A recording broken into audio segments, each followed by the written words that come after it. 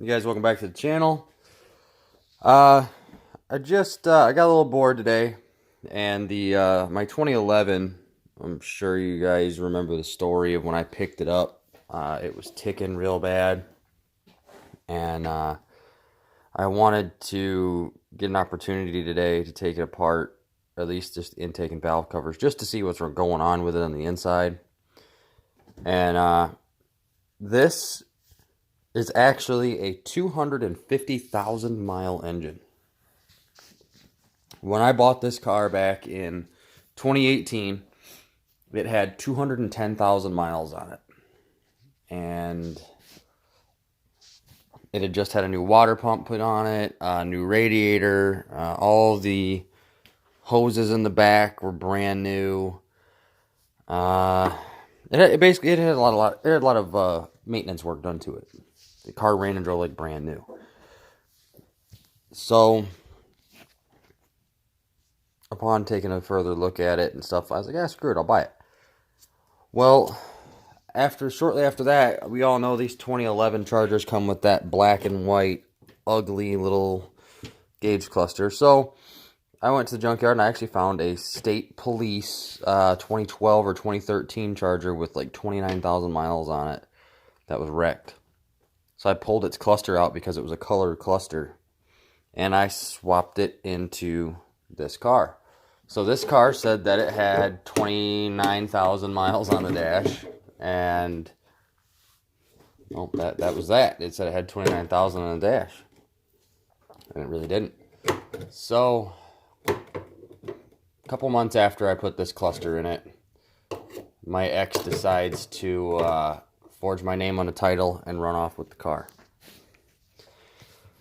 When I got the car back, it had 55,000 miles on the dash. Oh no, I'm sorry, it had 59,000 on the dash. So it had 59,000 miles on the dash, so we're going to round that up to 30,000 miles. 30,000 miles is what was put on this car. And so we're at 240,000 right there. So we'll call it a 240,000 mile motor. I am so surprised. Look how clean it is on the inside of this engine. And yeah, everything's a little bit golden brown, but it is very, very clean. There's not a ton of sludge buildup.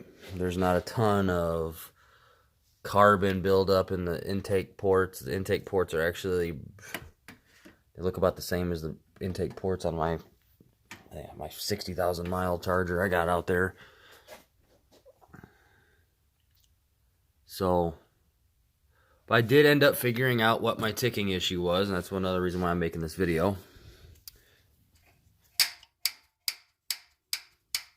And if you look back here, there's a shiny part back here where it's a worn rocker shaft. When I got this car, when I got it back, it was ticking pretty bad. And me just jumping on it and dogging on it kind of made it stop. So I assumed that one of these rocker shafts was kind of shifted off of a valve stem. So, and that's ultimately what I'm believing happened.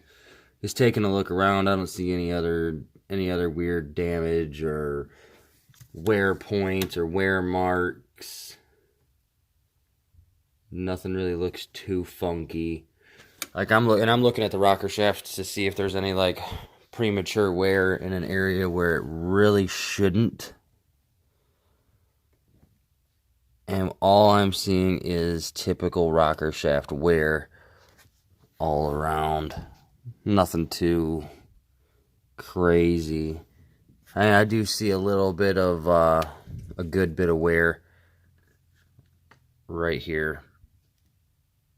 See that little wear mark, that little wear dot right here. So yeah, maybe this is another one that was given some issues. I'm also looking at the sides of the push rods to see if there's any rubbing, because if one of these did shift and the way it was running, it might have rubbed the side of the cylinder head. But as far as I'm concerned, this is just a worn rocker shaft causing this. That caused that. So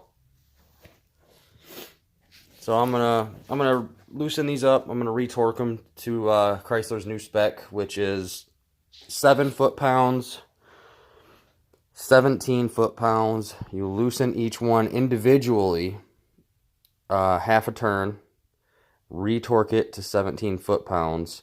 Then after you're done doing all of those individually, you go back in pattern sequence and turn them another 30 degrees, and that sets your end result of torque. So we're gonna torque them down and see how that goes, as far as, you know, hopefully clearing up some of the slack from it just being worn. So alright guys, I'm gonna end this video here. Just wanted to give an update and show you guys what it looks like inside of a almost 250,000-mile engine. And I can say this too, this car's got the 306 rear diff. It's all stock except for cold air intake, scat pack, mufflers and resonators, and a tune. It's got a just a canned 93 octane cold air intake performance Diablo Sport tune on it. So, and this car runs like a raped ape. It's a very fun car to drive. And I'm not easy on it. I'm not easy on it to the point where both motor mounts need replacing. You can definitely feel it. So it'll be getting new motor mounts here soon. And yeah. So I'm ending this here. This car also might be another candidate for a cam swap. It just all depends. All depends on if I get a hair up my ass. So, alright guys. So yeah.